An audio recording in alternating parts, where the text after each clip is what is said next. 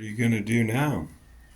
I'm loving how this is turning out. I've finished putting all the detail in with the spray paint. See how the spray paint opens up the cells, makes it look more like rock? Way better than anything I could do hand carving, and it would take forever. So that's how that's being done. Right here, I'm going to get some of my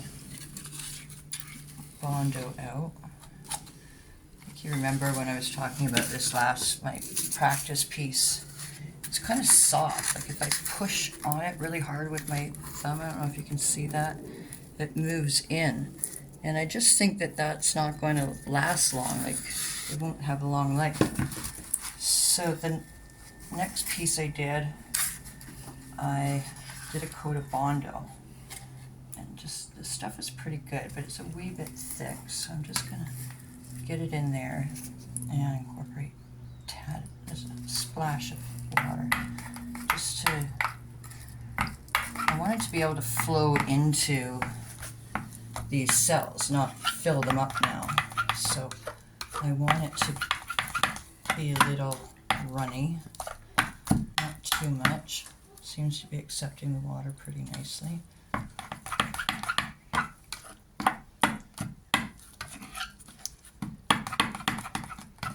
And this hardens up like a rock, so it just give me that bit more